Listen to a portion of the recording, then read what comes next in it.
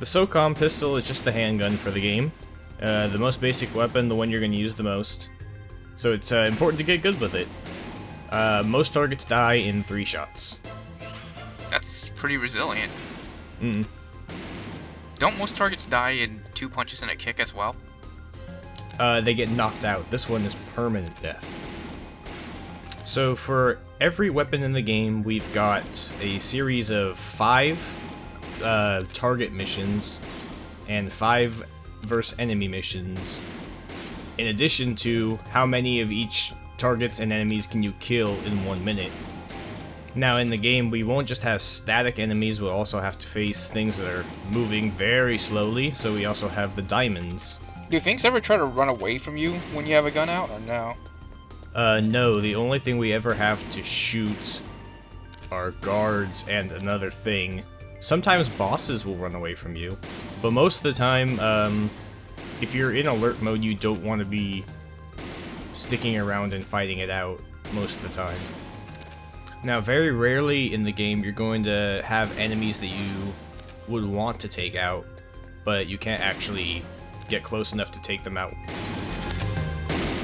Sometimes the VR missions will have targets that blink in and out, but you can follow their shadow. They don't have any hitbox when they're invisible. Is that something you see in the real game too? Yes, guards will actually do this. What, really? Kind of.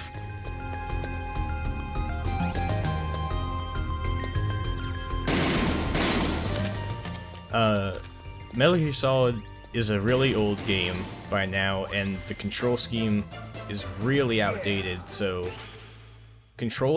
just doing basic actions like running around with the gun and not shooting when you don't want to is actually a lot more difficult than it should be.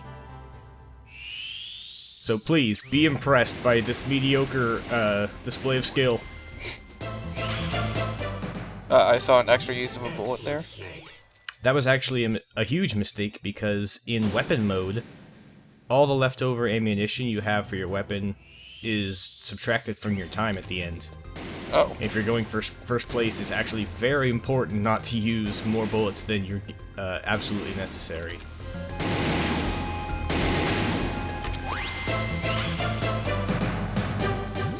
I see.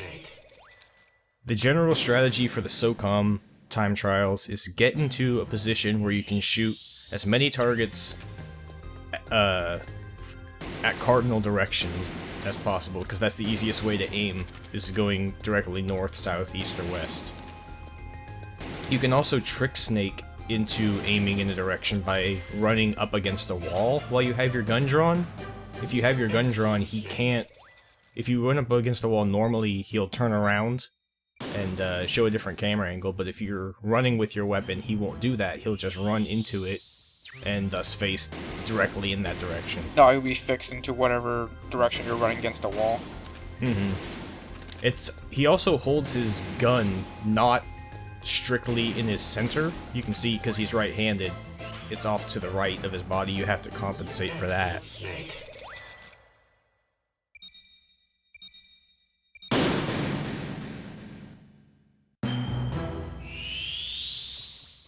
This mission is actually really difficult to get a good time on, because you have to plan out where you need to go so that they're not invisible when you get there. You'll notice I'm doing the quick tactical reload, which is not a bug, it's a feature, where if you unequip your gun and re-equip it, it'll have a fully loaded clip. Excellent, Snake.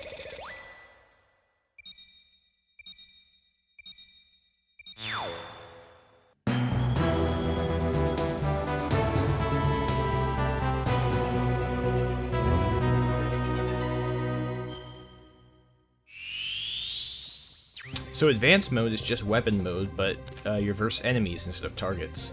It does not matter if you get alerted. Unlike sneaking mode, the mission will still continue on without it, but it will affect your score. Every alert you get will tack on an extra second.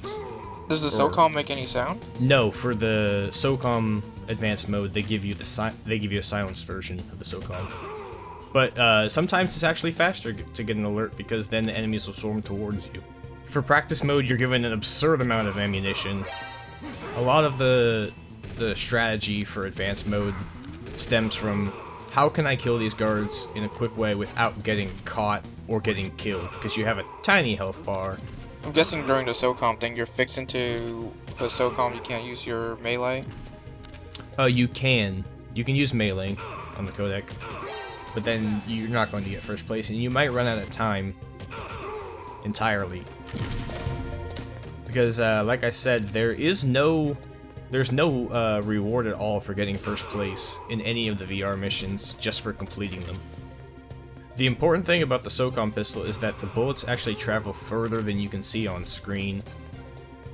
So by aiming with the cardinal directions, you can shoot things if you know that they're directly above or to your right or left or below you. You can aim down and up? That's actually automatic, and it's kind of finicky to get Snake to do exactly what you want to do. Impressive, Snake. If you're pointing and you're close enough, he'll aim up and down to a slight degree.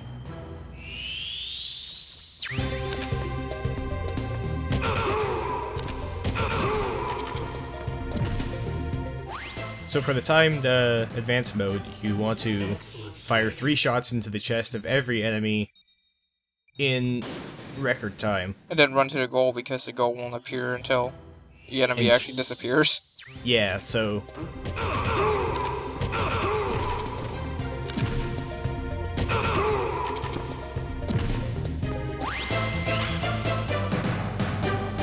Excellent, Snake. Note that I'm pulling this off with expert level tactics, and I'm still just getting under first place. Remember that guards can actually spot you when they're in their death animations. So by running into a guard, I was actually taking a severe risk of getting caught by a dead man. When you complete the mission without getting caught, you get 3 seconds subtracted from your time, and for every time you get caught, it removes 1 of those seconds from the bonus. So if you get caught 3 times, you don't get any bonus at all, but it doesn't get worse than that. Excellent, Snake.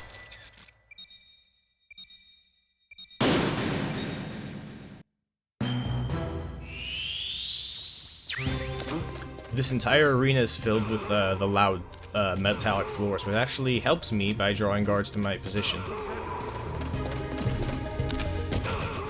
There is some slight auto-aim, but only for guards that are actually within your field of vision. Yeah! That's why anything that's too far away, you want to aim at a perfect 90 degrees.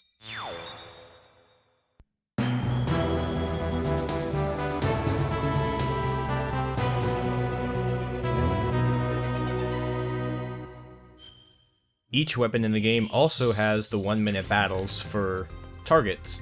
Just destroy as many targets as you can in 60 seconds. The VR mission for the SOCOM, targets die in 1 shot, which is nice. And these are actually a lot of fun once you get the hang of the weapon. This looks a lot like a Zelda minigame. My general strategy for this one is just to shoot the 4 that pop out of the boxes right next to Snake, and then if I have extra time waiting for them to respawn, I'll shoot the ones that are above it. But running around is a waste of time, and it just generally flusters you. You won't be able to focus on what you need to do. Are you penalized for misses or anything here? No, you have your gun can hold 500 bullets, and since you have tactical reloading, you never actually have to reload it. And our goal is just 30. But we have to beat the first place goal, we can't just tie it. Excellent, Snake. Or else we won't be the excellent Snake.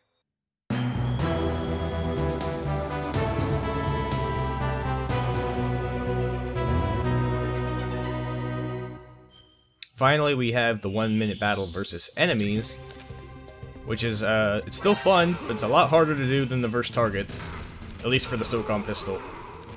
The general strategy here is to line up as many guards as you can and completely unload. If if you time it right, you can get it so that the guards are dying just as they're spotting you to reset the alert timer to make sure that more guards will flood to your position. Otherwise, you'll have to run around and go hunt them down yourself. It's also generally safe because you can shoot further and see further than they can stop and shoot you. Which is why it's emphasized that this game is a sneaking mission. Don't try and get caught, or take on the enemies by yourself, Snake. You're alone and outnumbered. I think that the pistol in the game can only hold a maximum of like 12 bullets to start off with. You have to like work your way up to 500? Yeah. You gotta put in a lot of research points to upgrade your gun, Snake. My EXP. Your Major Colonel status. Rescue the hostages and defeat enemies, Snake, or else I won't send you 500 SOCOM bullets.